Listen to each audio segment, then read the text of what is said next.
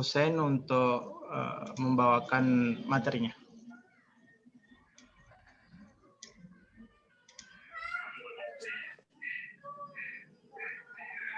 Cek mic, cek, masuk suaranya. Oke. Jelas ya? Kalau saya jelas? Jelas. Oke. Oke, teman-teman yang ada dalam room ini, kan ini ada sekitar 33 orang ya. Ini boleh ini nggak? Kameranya diaktifin dulu. Kak, minta maaf Kak, ini yang lagi di kampung Kak, tidak bisa kalau diaktifkan kameranya, dia langsung jelek jaringannya. Nggak apa-apa, yang ini saja, yang memungkinkan untuk kasih aktif kameranya. Tolong dong. Iya. Iya, supaya kan enak kita saling tatap-tatapan.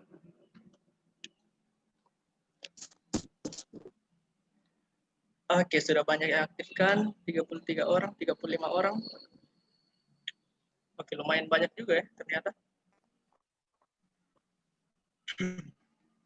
Baik, Kak Tarmizi, ini saya waktunya berapa menit, Kak? Paling lama mungkin 1,5 jam, Sen. Tapi kayaknya teman-teman butuh banyak diskusi, jadi... Oke, jadi saya nanti lebihkan waktunya untuk ini ya, untuk kita sharing. Ya, oke. Baik, saya pasang stopwatch kalau begitu. Jadi kalau offset sedikit, enggak apa-apa ya. Siap. Baik, bismillahirrahmanirrahim. Assalamualaikum warahmatullahi wabarakatuh. Waalaikumsalam. Selamat sore teman-teman semuanya. Waalaikumsalam warahmatullahi wabarakatuh. Ya, oh ya, sebelum saya lanjut, yang teman-teman cukup kameranya saja yang diaktifkan. Mic-nya silahkan di-mute, nanti saya persilahkan pada beberapa sesi untuk diaktifkan, baru teman-teman aktifkannya.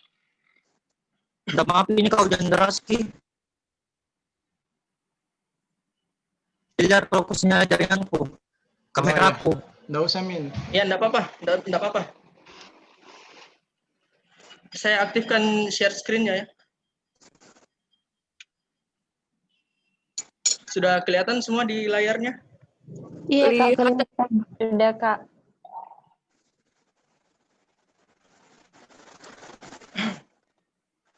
Baik.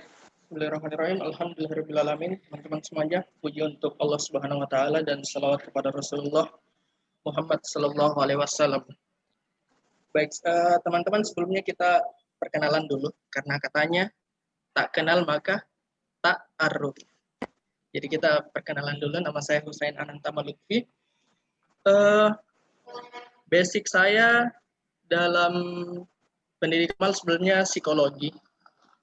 Saya juga bingung kenapa sampai dipanggil ke sini, karena sebenarnya untuk kalau dikatakan sebagai representasi pebisnis yang sukses, saya masih jauh dari kata sukses sebagai pebisnis. Tapi kalau kita pakai nilai dalam Islam, tidak perlu tunggu sukses buat kita menyampaikan sesuatu. Jadi makanya diajar Nabi Muhammad bahwa sampaikanlah walau hanya satu ayat. Jadi kalau hanya satu yang kau tahu, sampaikan. Makanya itu yang menjadi alasan saya tetap hadir walaupun saya masih jauh dari kata sukses. Nah, teman-teman semuanya, saya basicnya psikologi. Untuk pengalaman berbisnis sendiri, saya mulainya dari 2017. 2017 berarti kurang lebih sudah. Teman-teman yang masih aktif mikrofonnya tolong di-mute dulu. Soalnya agak...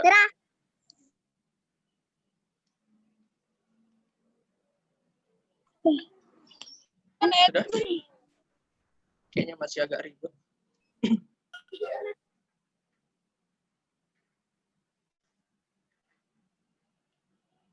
Sudah kayaknya ya.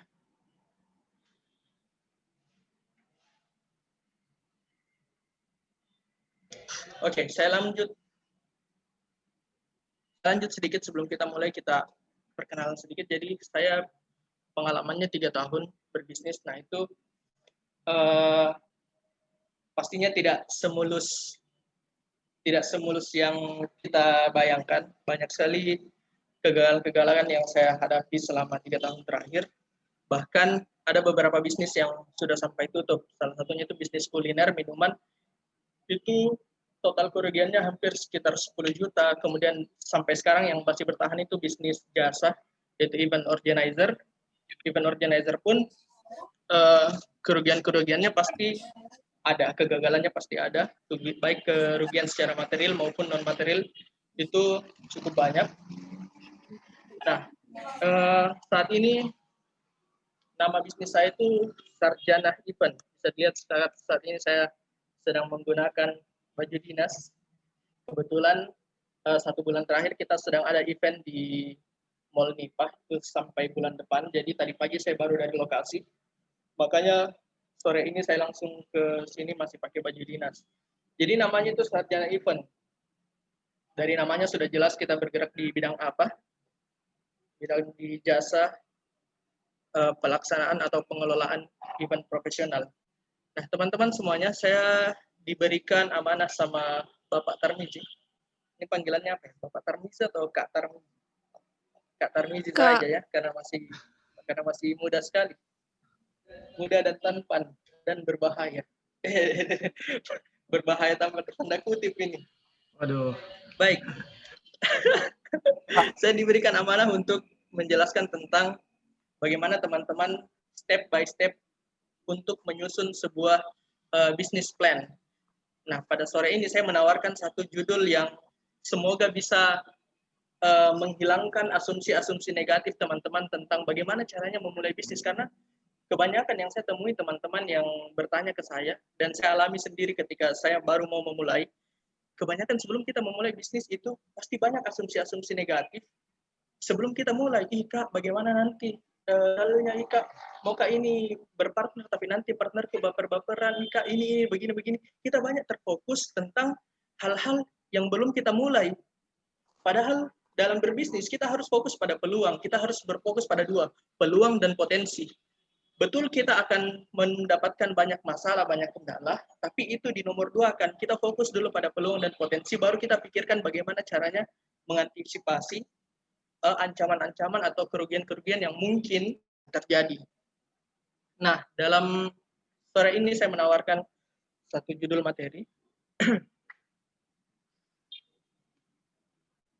Bisa dilihat semuanya di layar, teman-teman, jelas? Jelas, Kak. Jelas.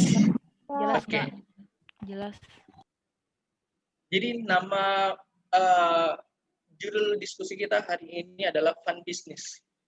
Kenapa saya pakai logo stick PlayStation atau stick game? Jadi saya pribadi itu punya filosofi tersendiri dalam berbisnis. Jadi saya merasakan selama 3 tahun saya berbisnis itu seperti saya sedang main game.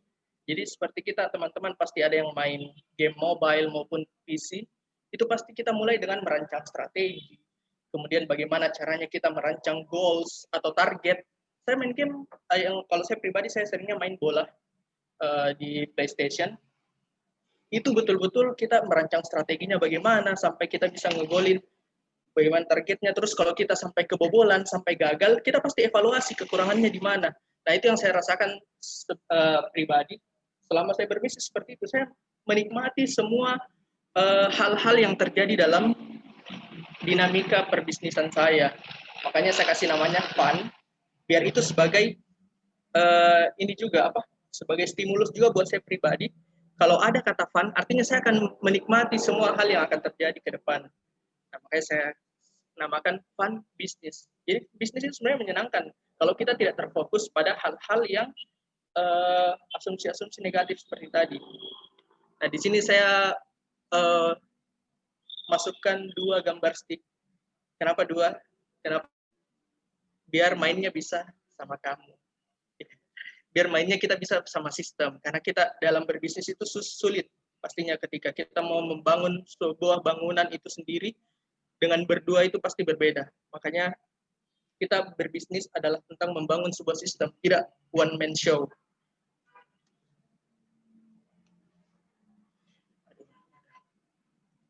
Baik, ada beberapa menu game yang akan kita mainkan pada sore hari ini. Yang pertama, customer segment.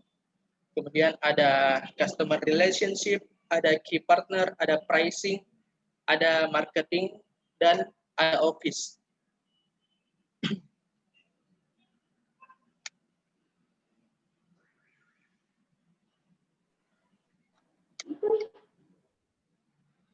Ini agak terpotong ya gambarnya.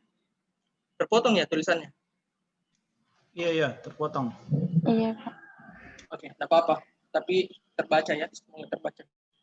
Baik, jadi dalam menyusun bisnis plan, kita punya 6 game, kita punya 6 permainan.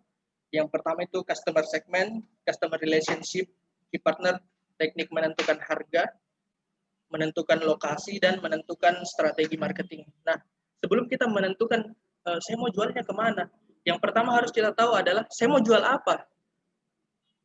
Kita harus menentukan dulu apa yang saya mau jual atau bisnis apa yang saya mau jalankan kalau mungkin dalam bidang jasa.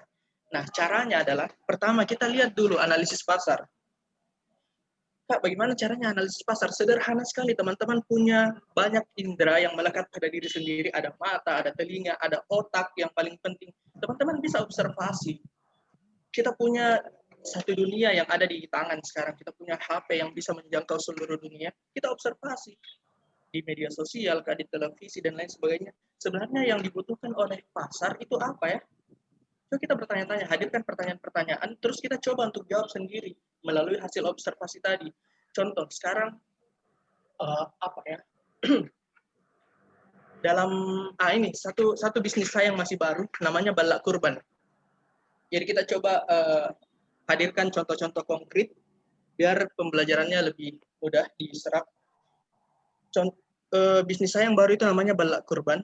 Ini bisnis bisa dibilang bisnis jasa sekaligus produk. Karena ada jasanya, ada produknya. Balak kurban itu baru mulai beberapa bulan lalu, tepatnya pada saat Idul Kurban kemarin. Jadi belum 1 tahun umurnya, dan untuk tahun pertama kemarin kita terjual sekitar 23 ekor sapi kalau tidak salah. Itu baru pertama kali mulai 23 ekor sapi. Alhamdulillah. Kenapa sampai terpikirkan seperti itu? Karena kita melihat masalah di pasar.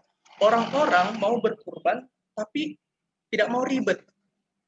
Ya, coba teman-teman tanyakan sama diri sendiri. Mau Kak berkurban tapi kemana di bagusnya mau Kak berkurban tapi kalau ke masjid nanti saya antri lagi di masjid, ambil dagingnya, terus ambil nomor antrian, sebarkan dagingnya kemana.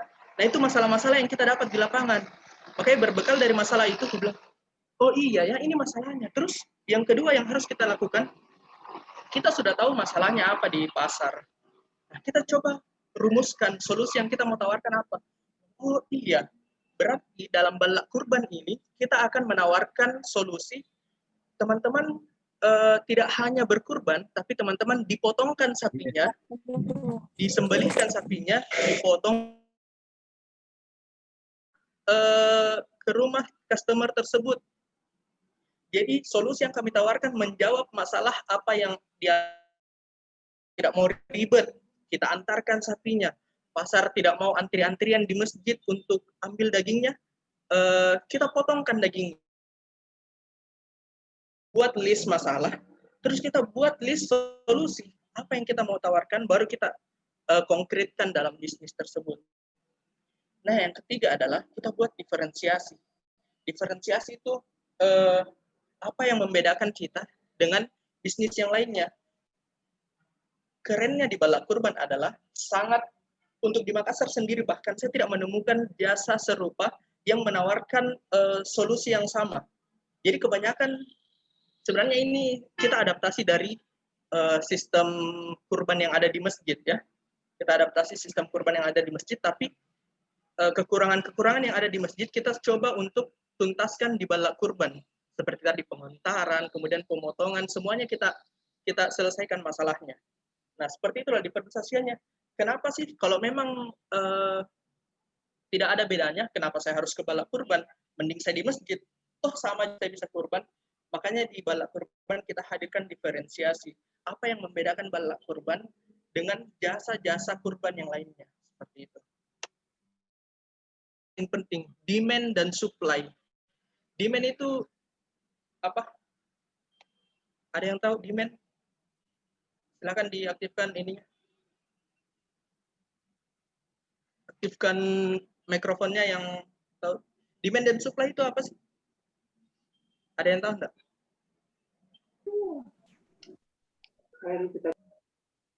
Penawaran dan permintaan. Waduh, mantap, keren. Siapa yang jawab itu? Namanya siapa? Miftahul Jannah, Kak. Miftahul Jannah Nasir. Oke, keren sekali. Jadi betul sekali yang dibilang Miftahul, demand dan supply. Terus maksudnya demand dan supply itu apa, Miftahul? Jadi fungsinya apa kita tahu? Penawaran dan apa? Permintaan.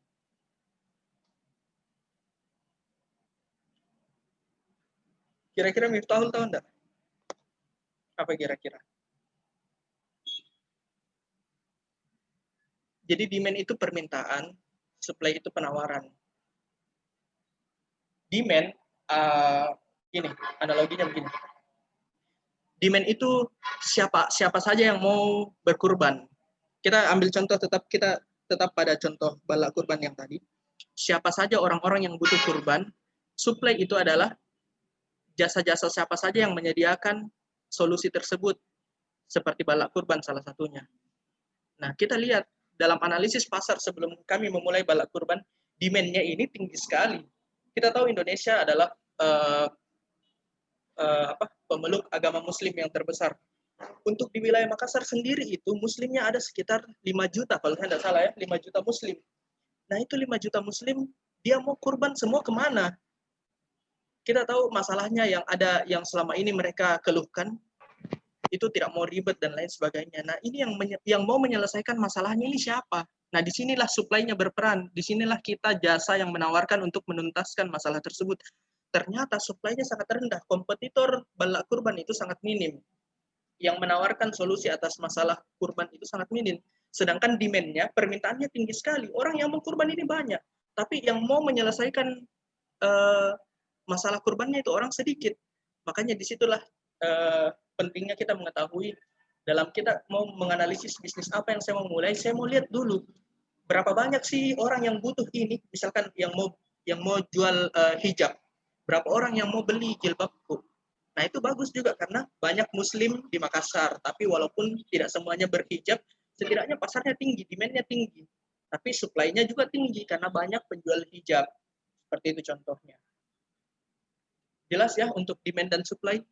Demand itu permintaan, supply penawaran. Nah, terakhir kita masuk, baru kita menentukan segmen pasar. Segmen pasar ini, intinya, kalau kita sudah tahu bisnisnya apa, saya mau jual apa, terus ini saya mau jualnya kemana? Jangan sampai kita sudah buat produk yang wah hebat sekali, bala kurban, tidak tahu saya mau jualnya kemana. Saya buat hijab, model hijab yang bagus, saya jual model baju yang bagus, atau saya buat makanan yang enak, rice box mungkin yang lagi hits, tapi saya tidak tahu saya mau jualnya kemana. Nah disinilah pentingnya kita buat segmen pasar. Segmen pasar kita bahas next. 15 menit guys, habis. Ternyata waktunya cepat berlalu. Nah, sekarang kita masuk segmen pasar. Saya percepat sedikit. Segmen customer segment, atau bahasa kerennya customer segment. Cuman intinya customer segment adalah kita mau jual kemana. Tadi kan yang pertama kita sudah bahas, saya mau jual apa, atau saya mau mulai bisnis apa. Nah, sekarang pertanyaan berikutnya, saya mau jual ke siapa?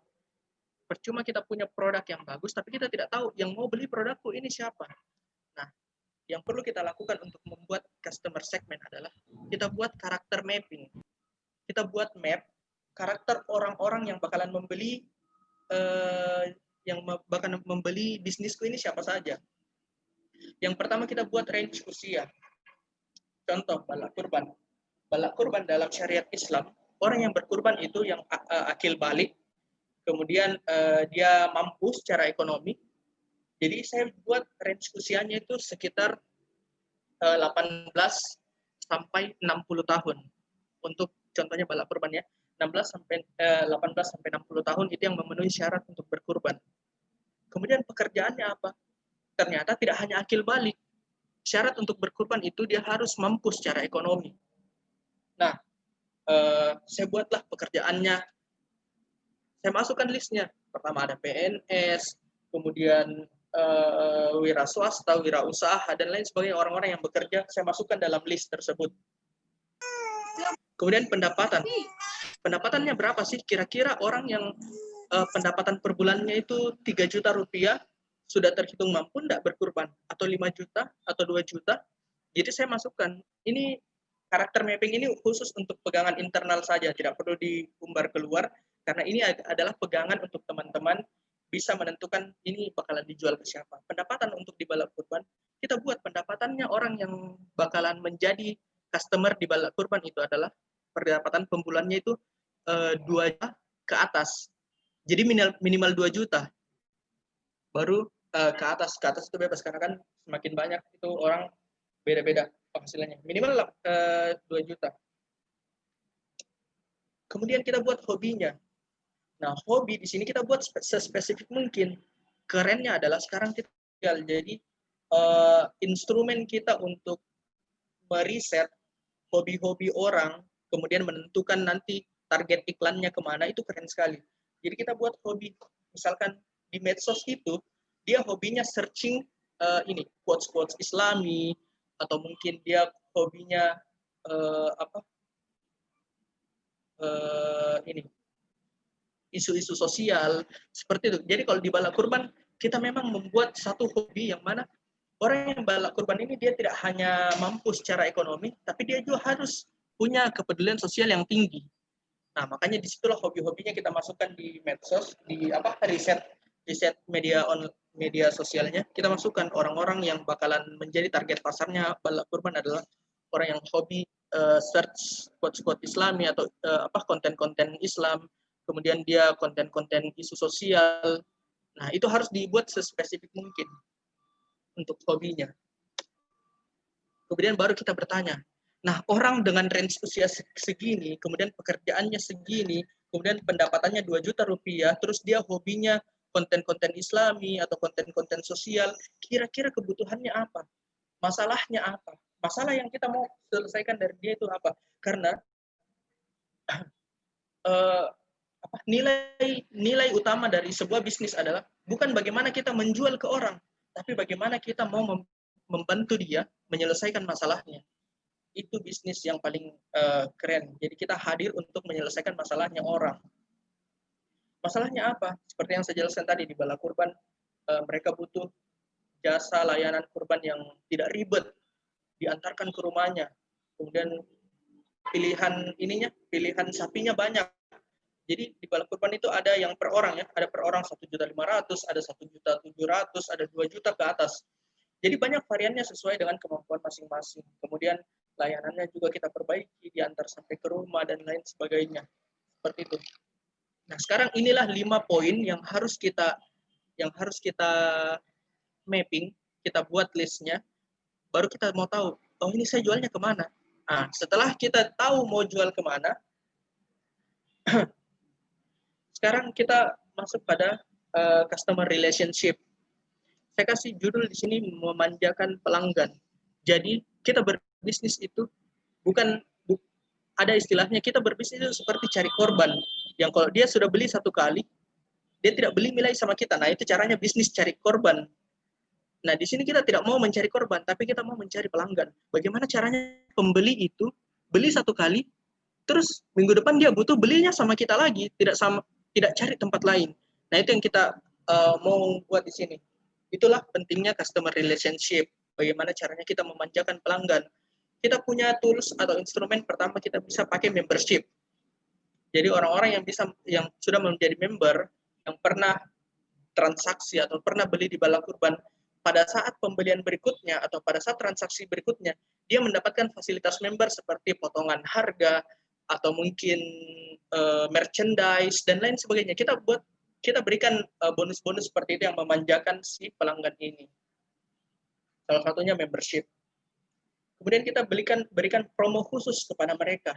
Jadi kita sampaikan, mungkin setiap kita buat produk baru atau mungkin ada layanan baru, kita sampaikan ke mereka, bilang bahwa Bu, ini kita punya produk baru di balap kurban. Kalau sebelumnya Ibu hanya diantarkan, sekarang Ibu diantarkan dengan packaging atau kemasan yang lebih eksklusif lagi. Jadi ada nilai tambah yang kita berikan ke member ini, biar mereka terasa bilang, wah, saya spesial sekali. Jadi harus ada perasaan spesial yang mau kita tanamkan pada pelanggan, yang membuat mereka, walaupun mungkin ada toko sebelah mungkin ada toko sebelah yang menawarkan harga yang lebih murah, tapi karena mereka merasa dimanjakan di Balak Kurban, akhirnya mereka tetap kembali ke Balak Kurban. Apapun yang ditawarkan oleh toko sebelah, karena mereka merasa nyaman, mereka merasa dimanjakan di Balak Kurban, mau tidak mau mereka secara tidak langsung dengan sendirinya akan datang. Nah, kembali lagi ke ramah tamah. Ramah tamah ini adalah proses yang tidak boleh berhenti, baik sebelum dia transaksi, setelah dia transaksi, sampai dia repeat order atau transaksi terus-menerus, ini harus terus dilakukan. Selanjutnya kemitraan. Bagaimana caranya kita membangun sistem di luar lingkaran kita.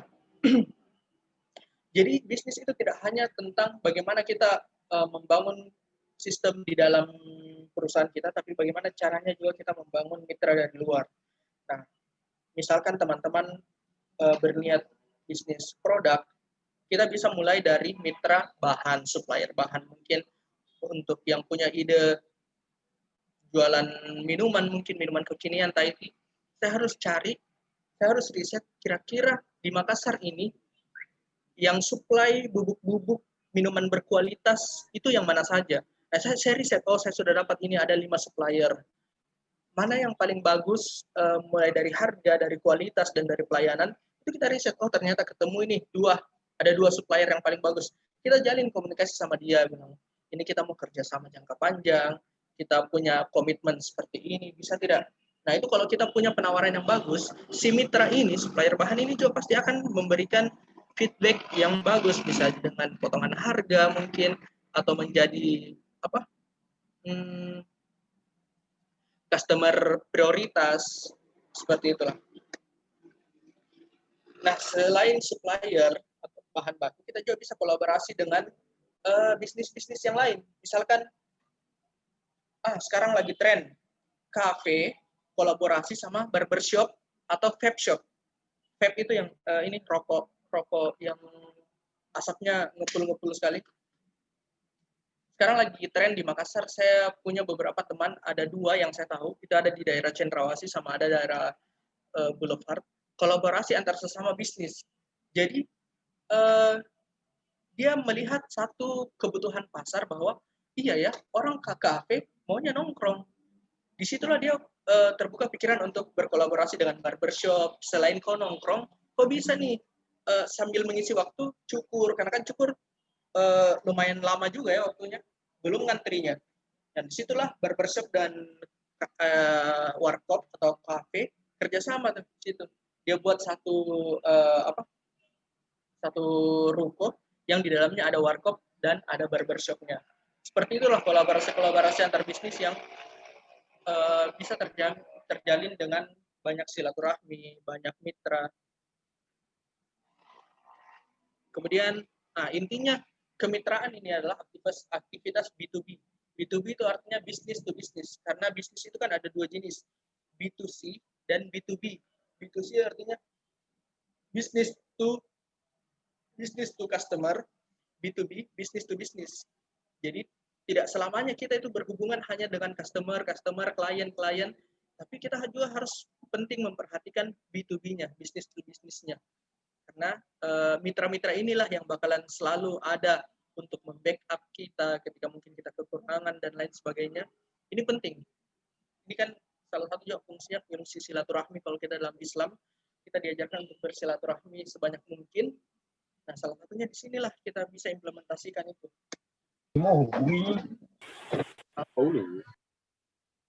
Nah, pertanyaan selanjutnya, ketika kita mau memulai bisnis adalah, saya sudah punya ide. Saya mau jual minuman, Kak. Oke, saya jual minuman. Kita sudah punya target pasarnya. Oke, target pasarku saya, Kak, anak kuliah, mahasiswa. Oke. Sekarang pertanyaan berikutnya adalah, saya juga sudah punya kemitraan. Saya sudah punya supplier bahan, saya sudah punya mitra-mitra lah pokoknya. Pertanyaan selanjutnya, saya mau jual berapa ini produkku, Kak? Saya mau jual berapa ini jualanku? Dengan produk minuman, Thai tea, terus segmentasi mahasiswa, kira-kira realistisnya saya mau jual berapa? Teknik menentukan harga adalah, pertama, ada yang namanya estimasi cost. estimasi cost ini ada dua, fixed cost dan variable cost. Fixed cost itu adalah modal-modal yang nilainya sudah pasti. Misalkan bahan, alat. Nah, itu kan fixed cost yang memang tidak berubah. Namanya saya fix, tidak berubah. Nilainya itu tidak bakalan berubah. Bulan ini, bulan depan bakalan seperti itu cost-nya, modalnya. Kemudian variable cost adalah modal-modal yang bervariasi. Bisa jadi variable cost-nya bulan ini 1 juta, bisa jadi bulan depan 1,5. Variable cost itu seperti apa? Misal, kalau di balak kurban itu kita kan ditentukan, kita kan punya pengantaran dari lokasi penyembelihan ke rumah customer. Nah, itu kan jaraknya bervariasi. Kadang jauh, kadang tidak, dan harganya itu rata. Yang kita kasih kena ke klien itu rata. Nah, ini kan bisa menjadi salah satu pertimbangan masuk ke variable cost. Kemudian mungkin yang tidak terduga, dana-dana tidak terduga seperti mungkin transport, kemungkinan ban bocor, dan lain sebagainya itu diestimasikan semuanya. Masuk di variable cost, dana-dana yang bisa berubah-ubah mungkin dari bulan ini ke bulan berikutnya. Intinya, estimasi cost adalah modal yang kita keluarkan dari awal produksi sampai akhir, kira-kira berapa. Contohnya kalau ide jualan ini, busana muslim, kita mau jual jilbab. Jilbab itu harganya berapa? Harga bahan taruhlah 100.000. Harga bahan 100.000, harga jahitnya, ongkos jahitnya 50.000. Berarti kita sudah punya fixed cost 150.000. Taruhlah dana-dana tidak terduganya, bensin dan lain sebagainya kita taruh 20.000. Jadi kita sudah punya estimasi cost 170.000. Simpan ya, kita catat 170.000. Kita masuk ke poin berikutnya. Poin kedua adalah price market. Kita lihat kompetitor-kompetitor kita yang sudah memulai bisnis lebih dulu, dia kira-kira jualnya di angka berapa ya? Contoh, di Makassar itu, harga-harga jilbab sekitar range-nya sekitar 50 sampai 100.000. Ini pada umumnya ya, 50.000. Kak, kenapa kita tahu sekali harga jilbab? Ya, adalah orang dibelikan. Jadi, range-nya itu 50.000 sampai 100.000. Tadi kita sudah dapat fixed cost, estimasi cost-nya itu 170.000. Misal dari 170.000 itu dia jadinya berapa jilbab kira-kira dengan bahan 100.000, taruhlah dia jadinya berapa ya? Jadinya 2 jilbab mungkin ya, 3 ya, 3 jilbab. Taruhlah kita asumsikan 3 jilbab. Jadi cost-nya untuk membuat 1 jilbab itu modalnya itu 50.000. Kita taruhlah 50.000. Terus kita lihat market. Market ternyata dia jual di angka 50.000 sampai 100.000. Nah, barulah kita bisa menentukan, untuk saya bisa bersaing sebagai pendatang baru, saya harus mulai harga minimal sama dengan market. Taruhlah kita jual di angka 70.000. Artinya kan kita sudah punya margin berapa persen tuh? 40%. Kalau modalnya 50.000, kita jual 70.000, artinya sekitar 40% margin profitnya. Nah, itulah pertimbangan-pertimbangan yang bisa kita gunakan dalam menentukan harga atau teknik pricing. Next. Ini suaranya jelas nggak, teman-teman? Dari tadi saya bicara, saya sudah setengah jam bicara. Jelas jika Jelas. jelas Kak. Apa yang terakhir kita bahas tadi? Price market. Ya, teknik menentukan harga. Harga produknya ini saya mau jualnya kemana. Nah, poin berikutnya, setelah kita tahu harganya, sekarang pertanyaannya, saya mau jualnya di mana? Saya sudah punya produknya, saya sudah punya jilbabnya, terus saya sudah tahu saya mau jualnya kemana. Oke, jilbab ini saya mau jualnya ke mahasiswa. Terus saya sudah tahu harganya, saya mau jual 70.000. Pertanyaan berikutnya, saya mau jualnya kemana? Nah, pertanyaan ini, sekarang kita sangat mudah. 2020 ini betul-betul kita sangat dimudahkan oleh teknologi. Kita bisa buat offline office maupun online office. Bagaimana caranya? Bilang, Kak, saya kira-kira mau buat apa di? Bagusnya saya offline mode atau bagusnya saya online mode? Tidak bisa seperti itu. Kita lihat ada dua pertimbangan dalam menentukan apakah saya mau menggunakan office offline atau office online. Pertama adalah sesuai kebutuhan dan sesuai kemampuan.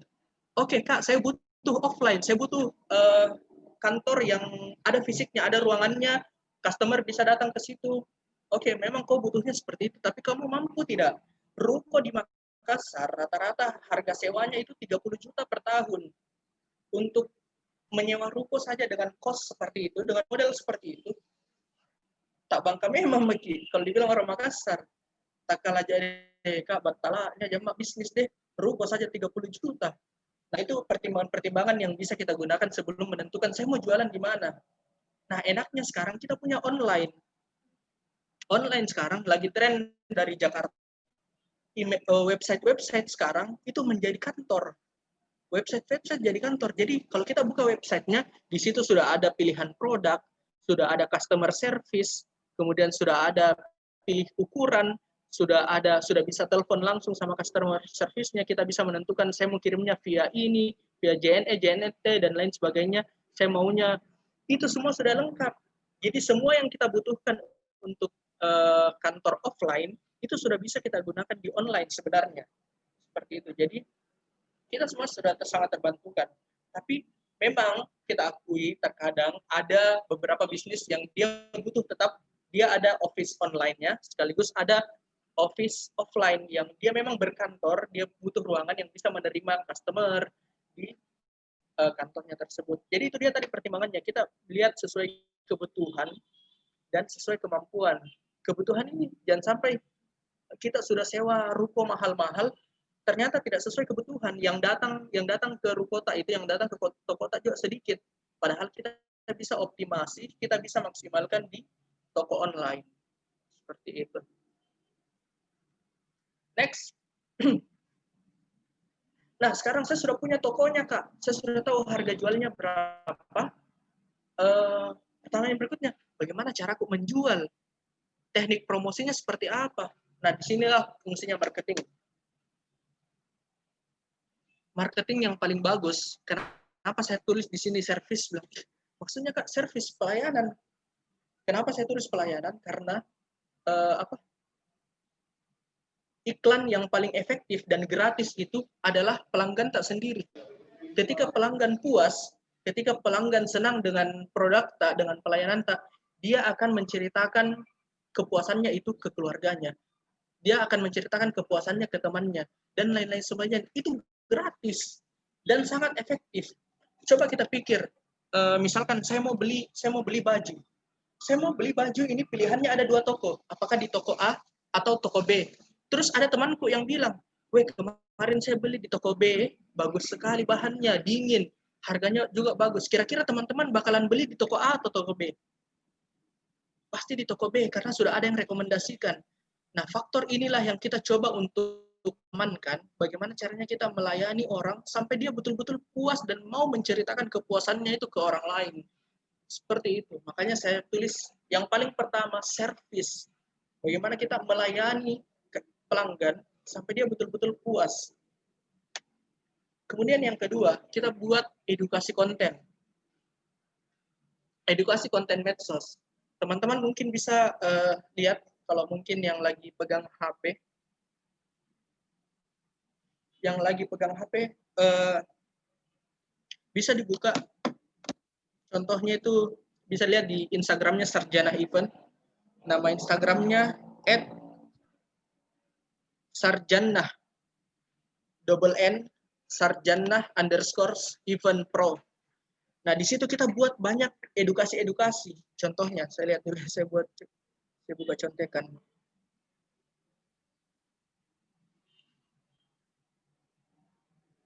Nah, misalnya di konten media sosial Sarjana Event itu, kita buat tips 4 cara menentukan kapasitas sound system yang tepat untuk acara kamu. Kebanyakan orang bingung. Saya mau buat acara, tapi saya tidak tahu kapasitas sound system yang tepat seperti apa. Makanya kita buat konten edukasinya. Kenapa kita mau repot-repot edukasi orang, kita edukasi market, padahal sebenarnya kita bisa jualan langsung. Nah, fungsinya edukasi konten ini adalah caranya kita membangun trust. Jadi kalau bahasanya Dewa Eka Prayoga, salah satu mentor bisnis saya, dia bilang sharing-sharing dahulu, selling-selling kemudian. Sharing itu artinya berbagi, kita edukasi, sharing-sharing, baru kita selling, baru kita jualan. Jadi orang, kita bangun dulu empatinya orang, kita bangun dulu trust-nya orang ke kita, baru kita jual ke mereka. Ini loh, gitu. Agak tricky sebenarnya, agak tricky. Tapi seperti itulah marketing. Bagaimana caranya kita membuat strategi yang halus, tidak kelihatan jualannya, nanti di akhirnya baru kita jualan. Seperti itu. Kita edukasi, baru kita jualan. Nah, teknik promosi yang paling sederhana. Saya kasih contoh seperti ini. Sering melihat ini di mall, beli handphone X, khusus hari ini kamu bakalan dapat power bank bonus. Nah, itu seperti itu tekniknya bundling. Padahal sebenarnya harga yang dia jual itu sama dengan kalau kalian beli terpisah. Misalkan harga handphonenya 1 juta, harga power banknya 500.000. Dia jual dengan harga 1.500.000, tapi dia bahasakan bahwa power banknya ini gratis. Jadi beli HP ini gratis power bank, padahal harganya sebenarnya sama kalau kita beli terpisah. Itu namanya teknik bundling. Orang-orang, karakter pembeli akan mudah teracuni, dalam tanda kutip, akan mudah teracuni dengan bahasa-bahasa gratis, bonus, buy one get one, dan lain sebagainya, hal-hal seperti itu. Itu namanya bundling. Saya tidak tahu ini bahasa Inggris, saya tidak tahu ini spellingnya sudah sesuai atau tidak. Yang jelas intinya itu bundling. Kita menambahkan nilai lebih pada satu produk. Nah, teknik marketing ini kalau kita mau elaborasi lebih jauh, turunannya ada copywriting, ada advertising juga terbagi online dan offline, dan kupikir ini waktunya tidak bakalan cukup kalau kita mau bahas. Mungkin di luar forum ini saya terbuka buat teman-teman yang mau sharing lebih jauh tentang ide bisnisnya. Selama teman-teman serius dan selama teman-teman komitmen untuk mau belajar, insya Allah saya akan sediakan waktu di luar forum ini, dan itu free, khusus buat teman-teman yang ada dalam grup ini, 51 orang. Oke? Next. Nah, sebelum kita lanjut ke diskusi, ada 3 pertanyaan besar sebelum kita memulai bisnis. Teman-teman, sekarang tulis dong di ini room chat. Kan kita punya room chat di Zoom. Tulis dong room chat, kira-kira bedanya branding, marketing, sama selling itu apa sih? Jangan-jangan selama ini kita pintar saja bilang-bilang branding itu logo, branding itu nama, merek, dan lain sebagainya. Marketing itu ini, selling itu ini. Coba dong kita sharing-sharing. Sekarang saya mau lihat pendapatnya teman-teman pakai bahasa sehari-hari. Oh Kak, menurutku branding itu tuh logo, atau branding itu tuh bagaimana caraku kasih cantik ke logoku, atau bagaimana caraku menentukan warna untuk logoku. Terserah, apalah. Kita mulai dari branding dulu. Branding, menurutnya teman-teman branding itu apa? Silakan Dijelaskan tulis di atau di room chat. Boleh. Kalau mau jelas boleh. Langsung sebutkan nama dulu ya. Sebutkan nama, baru coba. Siapa tadi yang bicara?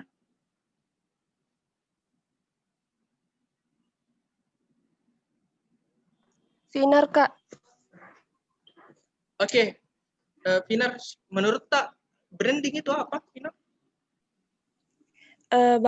Kalau menurut bahasa sendiri, nah Kak, kalau menurut pemahamanku, branding itu sesuai dengan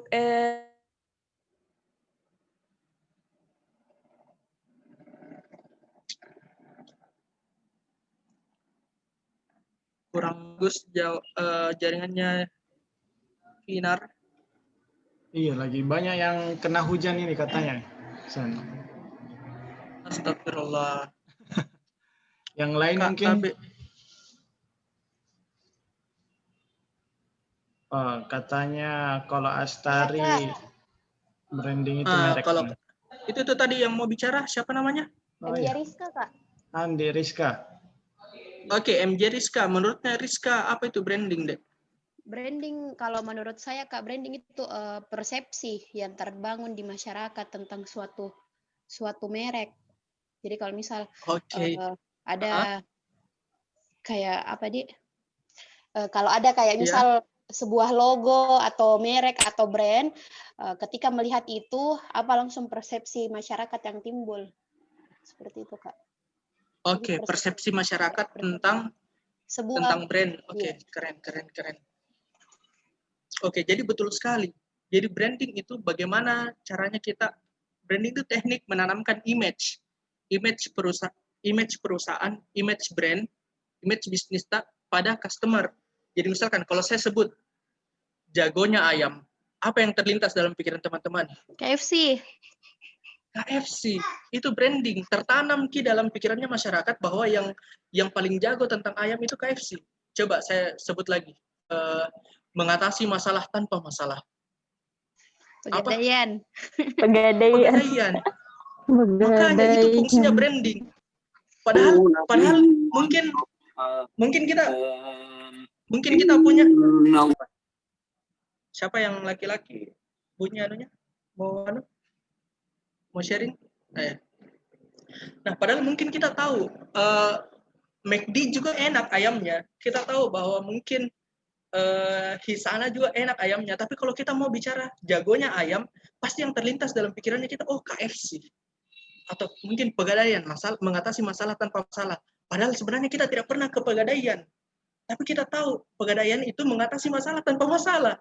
Itu fungsinya branding. Bagaimana caranya kita menanamkan image satu bisnis ke pikirannya masyarakat.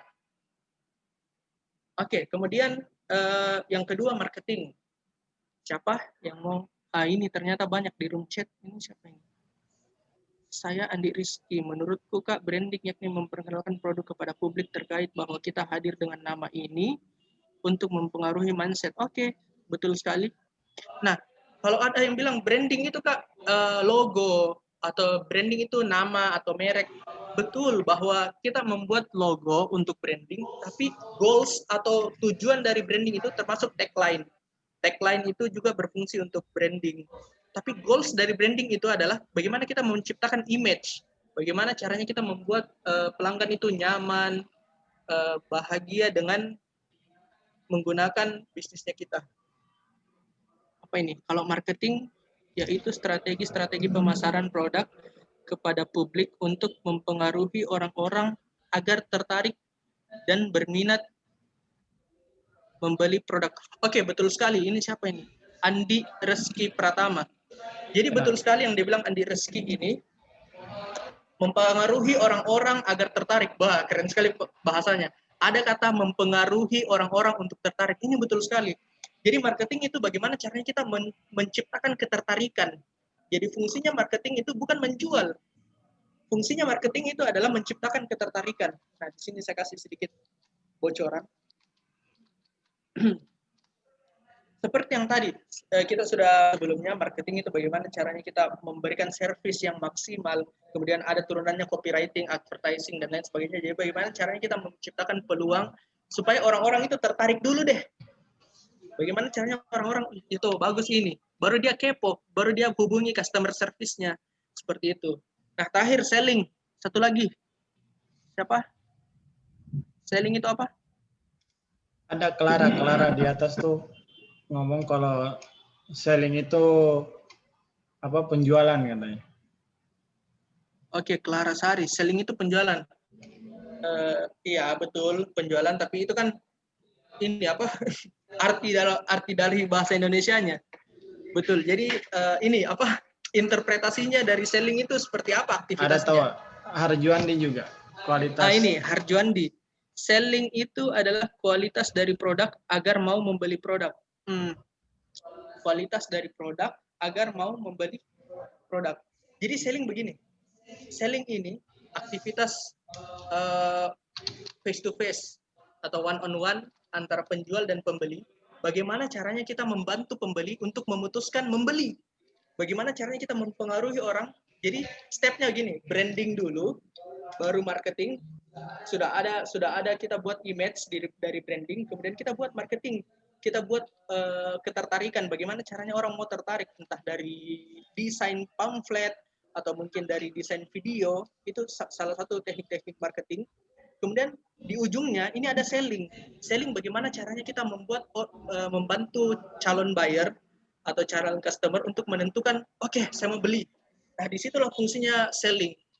Banyak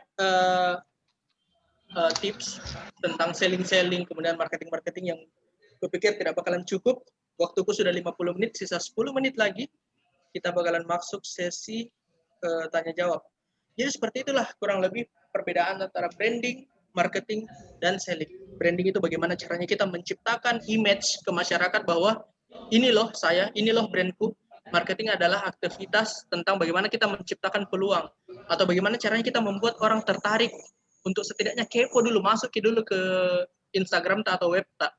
Barulah terakhir kita membantu baik secara langsung maupun secara chat, via chat, karena kan sekarang lagi tren jualan online, kita pasti berhubungannya hanya melalui chat WhatsApp. Bagaimana caranya kita membantu calon customer untuk menentukan bahwa oke, saya mau beli. Oke. Oke, thank you. That's all. Saya punya waktu masih ada 30 menit, sekitar 30 Oh, menit oke. kita diskusi. Mungkin saya akan buka 3 penanya awal dulu ya. Ada yang mau bertanya?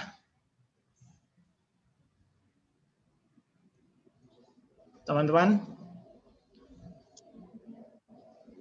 Silahkan yang kurang bagus, yang bagus jaringannya boleh buka kameranya dan langsung sebutkan nama. Atau yang putus-putus boleh via chat.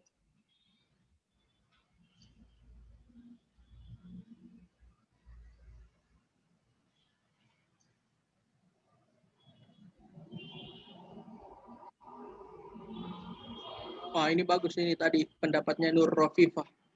Selling berfokus pada trik agar customer mau menukarkan uangnya dengan produk. Oke, keren-keren. Oh, oke. Itu lebih tentang bagaimana mengubah calon konsumen menjadi konsumen. Oke, betul, Irma. Silahkan teman-teman yang mau bertanya Ada? mungkin Kira-kira teman-teman? ada. Oh, jadi yang bagian 3 tadi, San, yang bagian branding, marketing, hingga selling itu dia satu bagian tersendirikah dalam susunan Business bisnis plan, ataukah dia Ya, betul. ataukah dia masuk apa gitu? Ya, betul. Jadi marketing, branding, dan selling itu sebenarnya lebih ke ini. Dia tidak masuk dalam part business plan, hanya membuka mindset teman-teman bahwa sebenarnya 3 poin ini beda loh. Nah, setelah saya tahu 3 poin ini beda, saya harus ngapain dengan 3 poin ini. Jadi seperti itu, lebih membuka wawasan teman-teman saja tentang itu. Oh, sip. Oh ya, soal marketing sendiri, Sen. Ya. Kira-kira hal-hal apa saja yang mesti diperhatikan dalam menyiapkan skema marketing untuk pebisnis awal-awal gitu? Kan marketing itu penting ya, tapi Ya, ada beberapa hal yang mungkin saja itu patut kita untuk perhatikan. Kira-kira untuk pebisnis pemula, hal-hal yang seperti apa yang mesti kita perhatikan? Oke, jadi dalam marketing itu tools yang paling sederhana adalah kita beriklan. Jadi kan bagaimana caranya kita menciptakan peluang. Oke, sorry. Sebelum kita mulai beriklan, kita buat dulu kontennya. Konten yang kita mau iklankan itu apa? Jadi konten itu punya ada 2, berupa gambar maupun berupa video. Nah, itu bebas, tergantung kreativitas teman-teman. Nah, itu kita tentukan dulu konten. Di bawahnya konten, biasanya teman-teman ada melihat tulisan panjang cerita, tapi kita mau baca sampai habis itu tulisan. Kadang kita bingung sendiri deh, panjangnya ini tulisan, tapi saya baca sampai habis. Itu namanya copywriting. Teknik copywriting, bagaimana caranya kita menceritakan keunggulan produk, kemudian benefit yang customer dapatkan ketika dia membeli dengan cara yang halus, tersembunyi, tapi sebenarnya kita jualan. Itu namanya copywriting. Kalau teman-teman lihat caption yang panjang tapi kita mau baca sampai habis dan itu menarik untuk dibaca, itu namanya copywriting. Nah, kita tentukan dulu kontennya. Kontennya apa? Oke, saya misalkan saya di Sarjana Event saya buat paket sekarang paket wedding karena kan sekarang event yang bisa jalan hanya wedding. Oke, saya buat paket wedding itu khusus untuk bulan Desember akhir tahun, teman-teman yang menggunakan jasa Sarjana Event untuk weddingnya itu akan dapatkan cashback 1 juta sampai 2 juta rupiah tergantung equipment atau tergantung paket yang diambil. Nah, saya buat dalam konten gambarnya itu, dalam gambar iklan itu, saya hanya tulis besar-besar cashback atau potongan 1 juta rupiah hanya di bulan Desember. Nah, turunannya ada caption, di situ saya jelaskan masalahnya apa. Saya kasih contoh ya, caption copywriting. Masalah pandemi, sekarang kita tidak boleh melaksanakan event besar-besaran. Tapi kabar bahagianya teman-teman yang sudah menunda pernikahan 1 tahun terakhir karena pandemi, sekarang sudah bisa loh untuk melaksanakan eventnya dan lain sebagainya. Itu kita ceritakan ke bawah dalam copywriting captionnya. Kita jelaskan benefitnya, ternyata teman-teman kalau menggunakan jasa Sarjana Event, teman-teman tidak hanya mendapatkan cashback 1 juta, tapi teman-teman juga mendapatkan voucher senilai Rp500.000 untuk penggunaan di event selanjutnya. Nah, itu kan benefit-benefit yang kita tawarkan ke customer yang membuat dia tertarik. Itulah di situ perannya marketing. Nah, bagaimana caranya? Mungkin jika followersku di Instagram 500G atau 1000G, siapa itu yang mau beli produkku? Nah, kita punya fitur namanya AdSense, Instagram AdSense. Bagaimana caranya kita beriklan dengan modal Rp50.000, itu kita bisa menjangkau sekitar berapa ya? Kalau saya tidak salah, terakhir kali bulan lalu saya pakai fitur AdSense, itu saya tanam modal 150.000, itu saya sudah bisa menjangkau 15.000 orang di Makassar. Nah, itulah kerennya AdSense. Kita bisa menjangkau orang yang tepat sesuai dengan yang kita target pasarnya kita. Seperti itu. Jadi pertama kita siapkan konten yang menarik, kita siapkan penawaran seperti yang tadi contohnya cashback 1 juta. Kemudian kita jelaskan benefit-benefitnya dalam copywriting, dalam caption. Kemudian kita mainkan AdSense-nya, kita mainkan iklannya. Ya, itu sih yang paling penting. Berarti ada konten, ada copywriting, jadi terus ada AdSense-nya.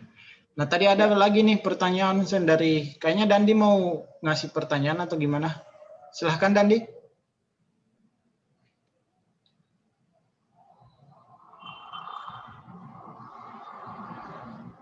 Halo Dandi, tadi sempat angkat tangan. Saya, Kak. Salah pencet, Kak. Oh gitu. Oke, Dandi kena sanksi karena salah pencet. Kalau gitu saya ke Rofifa kalau gitu. Gimana Rofifa? Ya, terima kasih atas kesempatan yang diberikan. Perkenalkan, nama saya Nur Rofifa Marzuki dari kelas B2. Nah, saya ingin bertanya kepada Kakak Hussein terkait tadi tentang bagaimana kita menjual kayak seperti jasa begitu kan. Bagaimana tuh kalau saat kita membuat suatu jasa begitu, ini kan seperti misalnya ada kekecewaan dari konsumen dan sebagainya, itu kan tidak bisa diretur. Seperti kayak misalnya kalau kita udah gitu sepatu kayak ukurannya kecil masih bisa dikembalikan, masih bisa ditukar begitu. Nah, kalau kan kepada peningkatan citra begitu. Misalnya Kak, kalau ada konsumen yang kecewa terhadap jasa yang kita berikan itu, bagaimana Kak cara Kakak untuk mengatasi hal tersebut? Terima kasih. Oke. Good. Keren sekali pertanyaannya. Rofifa sudah punya bisnis sekarang? Dulu jika waktu sekolah suka menjual, tapi sekarang tidak. Oke, jadi yang Rofifa tanyakan itu tentang jasa. Apakah Rofifa punya ide bisnis jasa ke depan? Belum Kak, baru mau fokus ke produk. Oke, fokus ke produk tidak apa-apa. Jadi kita sharing ke jasa dulu ya. Jadi kebetulan 3 tahun terakhir saya memang fokusnya di jasa, terutama jasa pelaksanaan event, Sarjana Event. Jadi betul sekali tadi katanya Rofifa, kalau produk customer komplain kita bisa tukar, kita bisa return. Misal ukurannya kecil, kita bisa tukar dengan ukuran yang lebih sesuai. Nah, bagaimana caranya kalau jasa? Jadi ada satu istilah kalau kita teman-teman di event itu, kerja di dunia event itu adalah pekerjaan yang minim apresiasi, rawan komplain.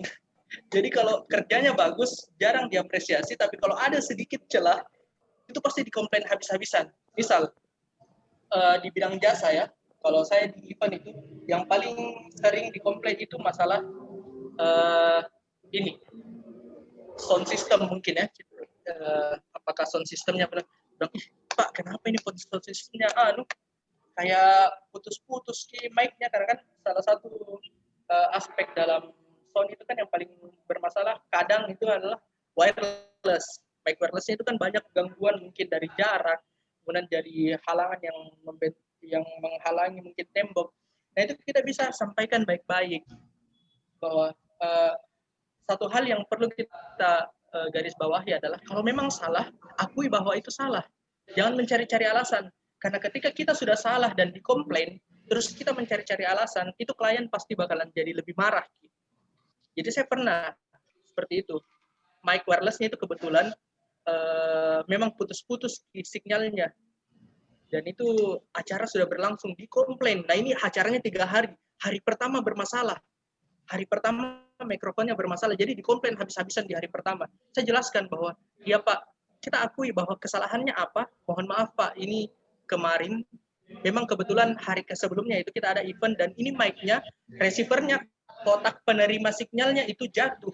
Nah, kita jelaskan apa adanya, mohon maaf Pak, karena ini waktunya mepet, kami tidak sempat untuk ke gudang untuk mengambil mikrofon yang baru, tapi kami pastikan di event hari kedua tidak bakalan ada masalah seperti ini, dan kami menggaransi.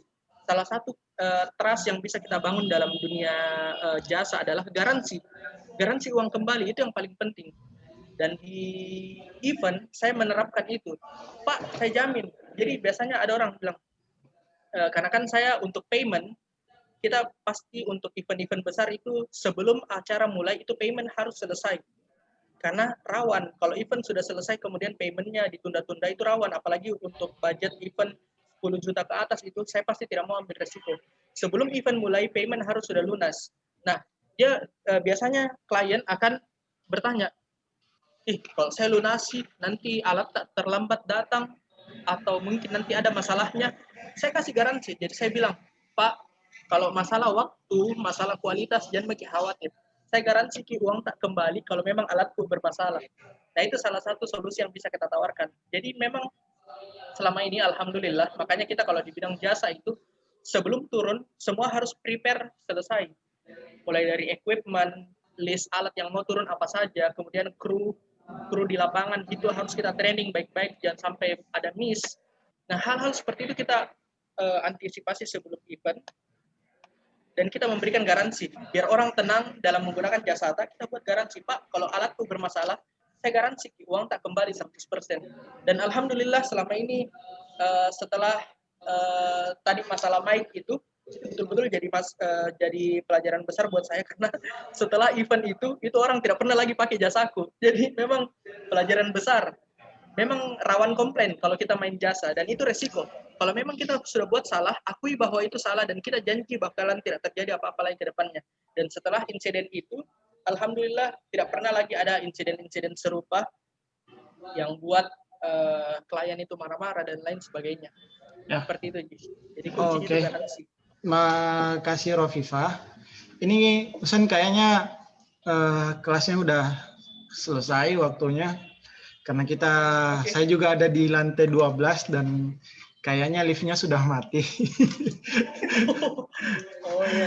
Dan saya harus nge-backup mata kuliah ini supaya bisa diakses nantinya.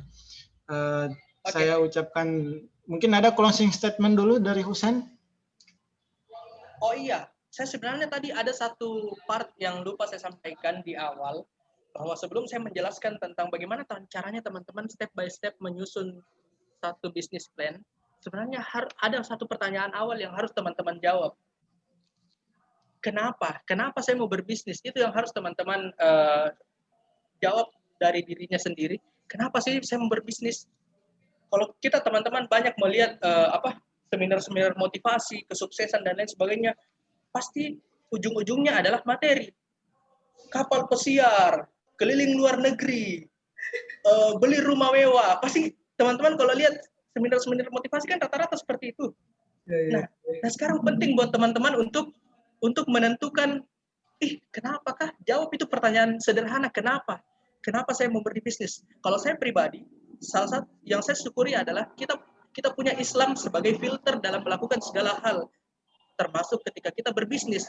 Karena ketika kita berbisnis tidak pakai Islam, kita jatuhnya kapitalis, menghalalkan segala cara untuk mendapatkan keuntungan materi setinggi-tingginya. Nah makanya ini saya mau tekankan sama teman-teman, alasan terbesar kita sebagai muslim dalam berbisnis adalah bagaimana caranya materi yang kita dapatkan itu bisa bermanfaat ke orang lain.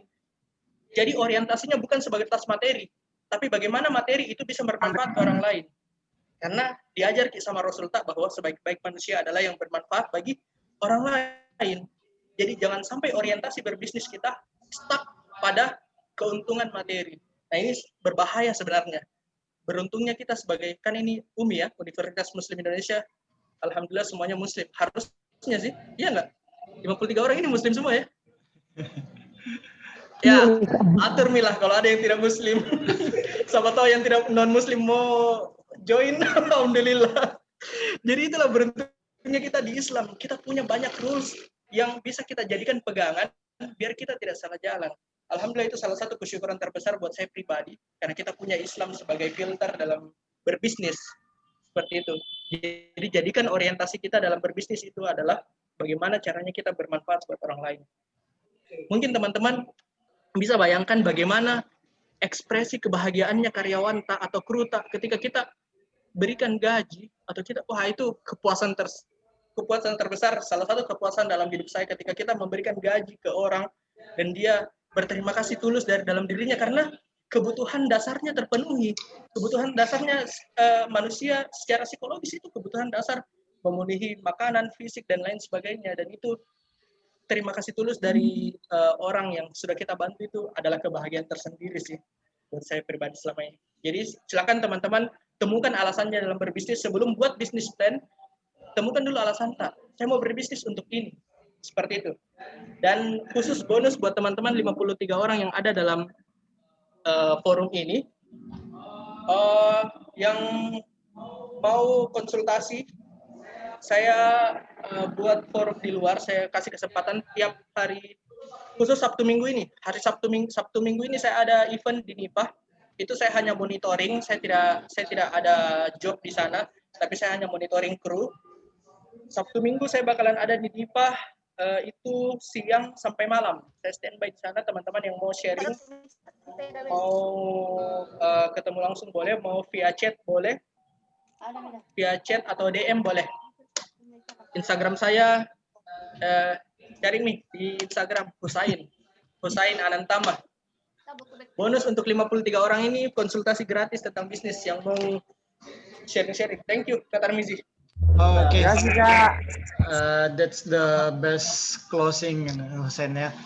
Terima kasih banyak karena sudah mau sharing banyak hal. Saya kira materinya sangat padat dan tentu ini bukan sesuatu hal yang bisa kita sampaikan semuanya utuh di satu pertemuan. Jadi butuh mungkin ada pertemuan next selanjutnya lah ya.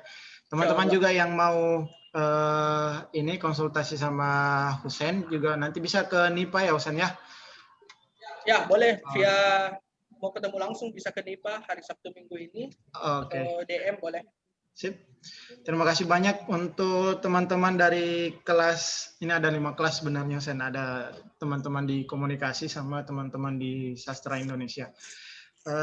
Mungkin itu saya tutup kuliah kita hari ini. Terima kasih banyak karena teman-teman sudah bersedia hadir. Semoga ilmunya bermanfaat. Sampai ketemu nanti minggu depan lagi. Saya tutup ya. Assalamualaikum warahmatullahi wabarakatuh. Waalaikumsalam warahmatullahi wabarakatuh. Terima kasih. Terima kasih, Kak. Terima kasih, Kak.